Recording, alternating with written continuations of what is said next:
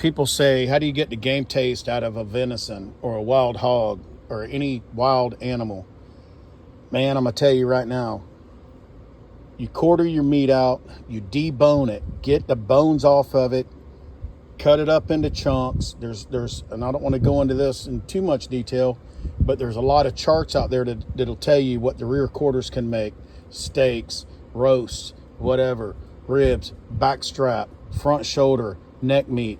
Okay, then you're going to figure out what is jerky. You're going to figure out what could be steaks. You're going to figure out what could be roast. And then I have another section called bacon wraps.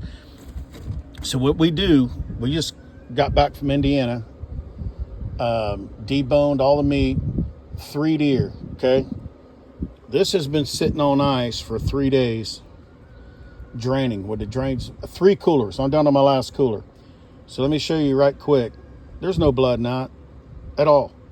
Okay, you refresh it with ice, throw the drains up, elevate the coolers at an angle when it drip into buckets, put you some borax in the bucket so, you know, the blood don't draw flies. Flies hate it. They just going to get away. And then you drain the bucket, dump the buckets. So here's what I got right here. I got 3 piles. I'm getting near the end of this cooler. You see this meat, I'm going to grab it, okay? This ain't washed with a water hose. This ain't washed at all. Look at this meat, okay? There's a pretty big chunk there. This right here, look, I got a pile for what we call jerky. All right, I'm gonna make some jerky out of that.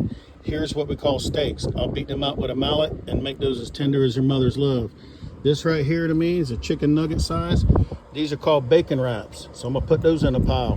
What I do with these bacon wrap size, exactly what they say. I'm gonna get a pack of cheap bacon, cut it right in the middle, put it in the freezer for a little bit till it gets cold, easy to cut. Wrap that meat up, stick it with a toothpick, whatever seasoning you want on a grill. When the bacon's done, don't overcook it. You want the meat to be done. But when that bacon's wraps around there and drips that juice in there, I like to use applewood bacon. I like to use sofrito. I like to use all kind of different spices. Everglades seasoning, salt, pepper. Stick a toothpick in that dude, throw it on a grill to make your tongue beat your brain out. Here's some more. Here's a steak. Okay, what I do with that, I'll pat it out with a mallet and I'll put that in an egg wash with house autry chicken and fry that, and it's ball game. Here's a little tenderloin underneath the bottom of probably a doe or a buck. No blood in this, man. The blood is what makes it taste gamey and people hate it. Put an ice bath on your meat, drain the cooler for 3 or 4 days, keep the drain open, keep adding ice. When you see meat like this, you're good to go. I cut this up days ago. See how it's a little